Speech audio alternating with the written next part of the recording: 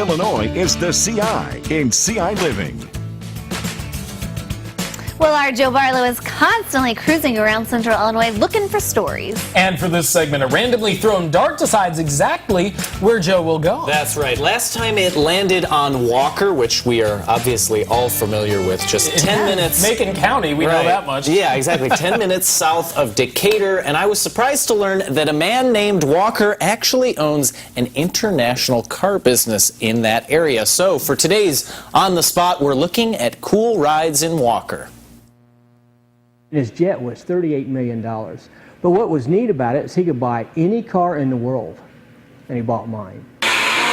Mike Walker has earned the respect of millionaires by working hard for 30 years. I always tell them they've already got a Rembrandt on their wall. So now they want one in their garage. And it's kind of neat that they come to a pole barn in Macon, Illinois, that they trust us. Mr. Walker set up shop a couple miles north of Walker the road and town, so it's clear he has roots here. No, no. It was kind of funny that I bought this place, didn't even know there was a Walker town, and there's a Walker road over there.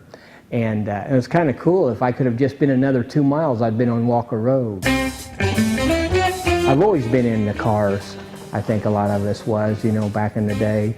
And I built a pickup truck, and the thing sold like real quick. And this is a 52 Bentley, and it used to be a right-hand drive, and you know, come out of England. And so we're building this for a guy in Texas. We changed the motors in them.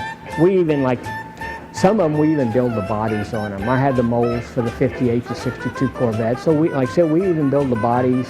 These two cars, the black and red one, took 2,000 hours per car. So, you know, that's one guy working almost a year on just one car.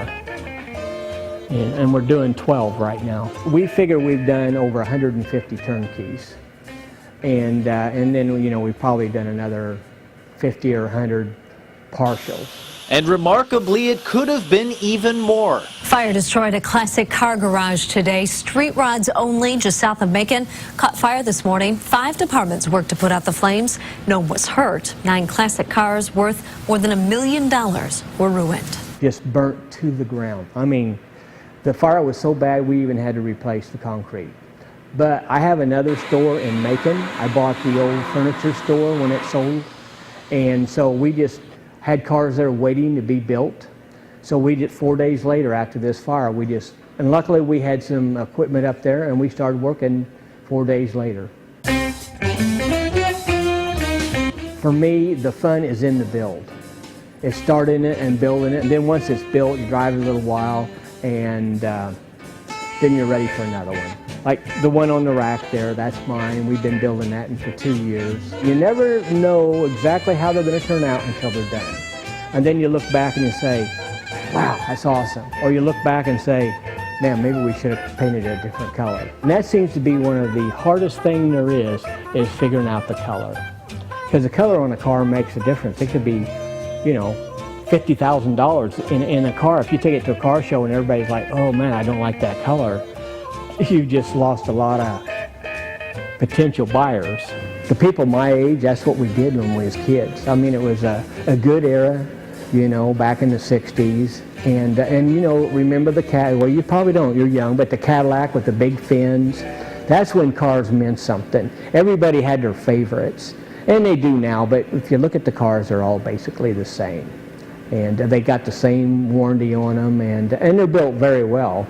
But they're just not the same as back in the 60s, and the 50s even. So, you know, it's kind of neat, you know, it's worldwide. So, I mean, people love cars.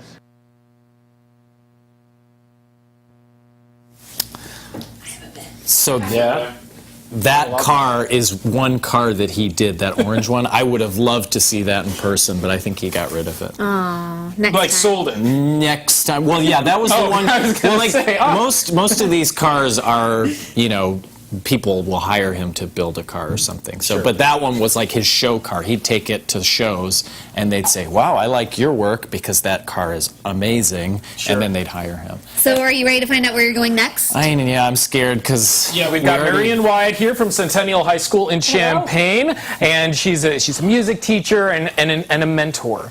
to the young people. You do. We've seen it multiple times. And you used to teach in what town? Pawnee. And that's where you're going to aim. Which is Don't south. tell him that, because then he'll miss. Well, that's okay. All right, take step your out spot. right here. We're gonna. Whoa! Look at that throw. Tough. That was almost nice. Snapped in half. Okay. There's What do Pawnee. we got, Matt? Right? Yeah. Well, that's okay. Yeah. What did we What's hit the there? nearest? Oh, Looks you're like on the this North one. Fork River. Oh, You're going swimming. I think. Leroy. Leroy. Is that what we say? Yeah. I think so. That's tough. It's exit 152 off 74 is where the dart actually hit. But I think it's we're gonna Leroy. call it Leroy. It's close enough. Let's to do it. Is that Pawnee. good for you? Hey, if you Leroy live it in is. Leroy or have a story idea for where Joe can go in Leroy, definitely find him on Facebook, email him, Twitter. You got all those different ways, Google right? me. Okay, next RCI Giving winner of the day. Stay right there.